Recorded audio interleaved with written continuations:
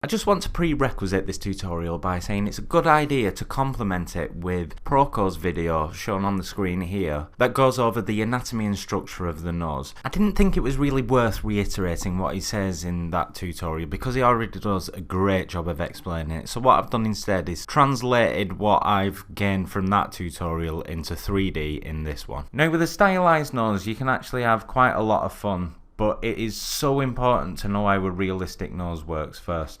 And the way I like to approach the nose is to sculpt a realistic plein air model first and then stylize it from there. So I'll show you what I mean. So up here we've got the glabella, which makes this sort of shape where it sort of moves inwards here, like between the eyes, and then the bridge of the nose comes outwards like this, and that leads into the ball of the nose and then the wings of the nostril. What I'm going to do is make a little V here, and I'm not going to go beyond basic anatomy of the nose in this tutorial, but as I say, if you follow Proko's tutorials you'll see why I'm making markings like this. So then what I'm going to do is just add in a little bit of clay for the wings of the nose like this,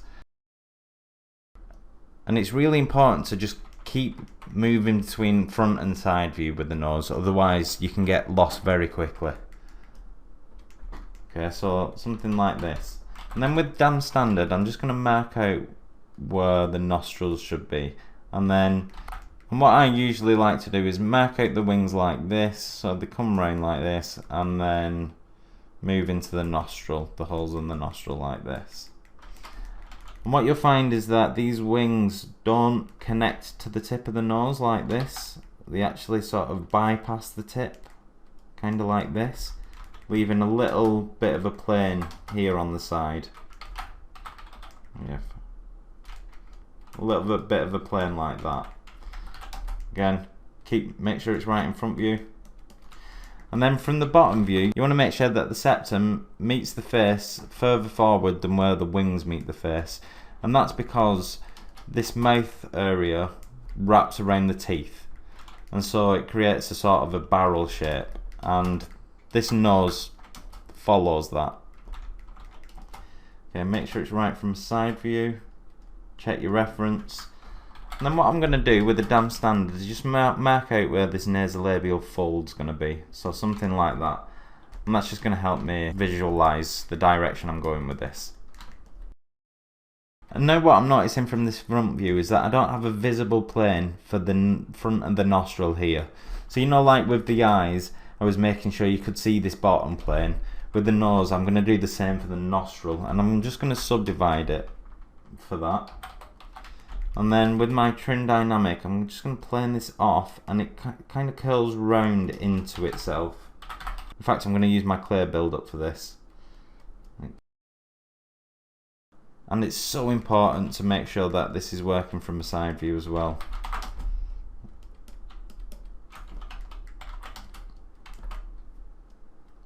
Move this back, and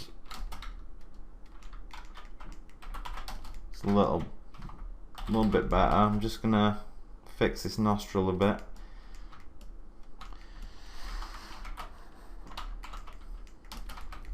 And I'm actually finding it really difficult to sculpt a nose and talk about it at the same time. So what I'm going to do in a moment is just sculpt, and I'm going to leave it running in real time. And what I'm doing is checking my reference, checking the sculpt, making sure it matches, and repeating that from all different angles until it starts to look right.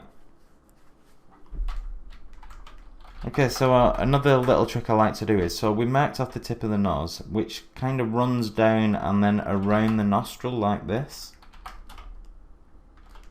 Okay, now because it's a stylized nose, I like to make it a little cleaner than this. And you can see what I'm talking about with this ant cast model from Big Hero 6. So you can see the transition between the major planes of the top of the nose and the bottom of the nose is very clean. It's almost as though the minor planes are disregarded, but they're not, they're just very subtle. Now I'm not going to go that stylized, but what I am going to do is simplify this into like a shape something like this. Then I'll mark out the shape for where this plane changes, like this, and then So something like this. So right now it looks a mess, but I can see where the planes are supposed to be, which means I know how to fix it. And this is the point at which I'm going to focus on the sculpt. I'm constantly checking it against my reference.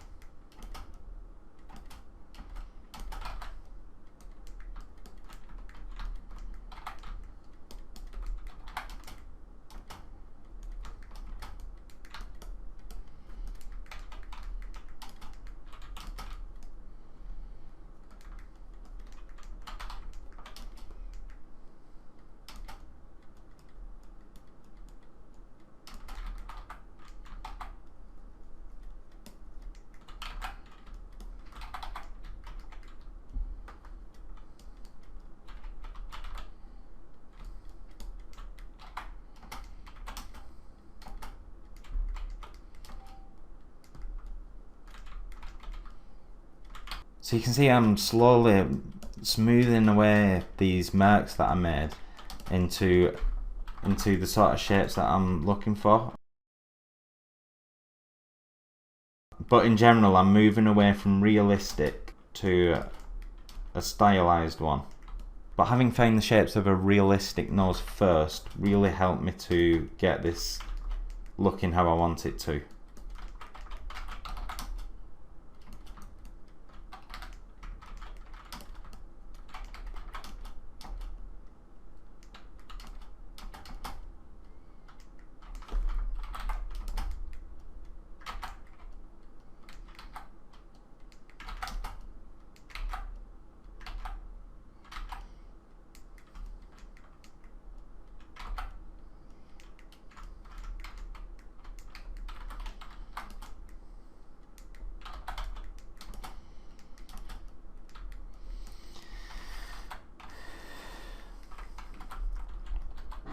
And then I'll really start stylizing this by adjusting the shapes like this.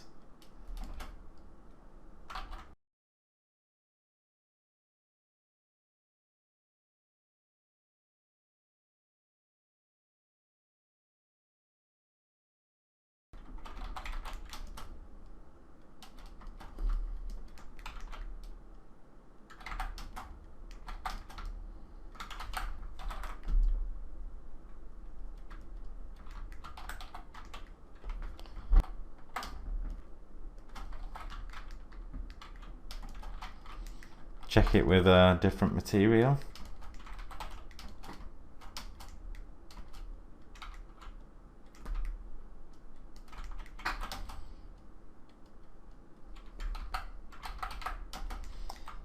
Gonna elongate this glabella.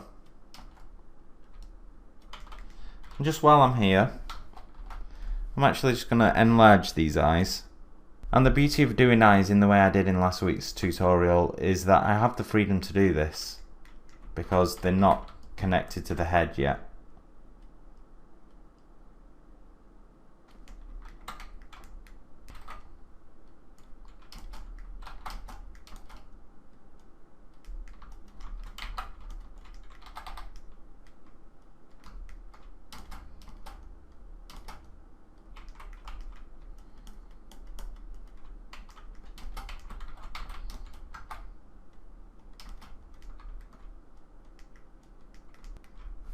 Okay, now this is actually further than I would usually take the nose at this stage, and the reason is, as I mentioned a few times already in this tutorial series, is that I'm going to retopologize this, and the nose in particular is usually quite a bit easier once it's been retopologized, just because it's easier to actually retopologize in these planes that I've been talking about. So I'm going to leave it there, but the main thing I want you to take away from this tutorial is, rather than go straight into making a stylized nose, is get it as realistic and planar as you can first, and then sort of mold it more towards the style that you want it to be.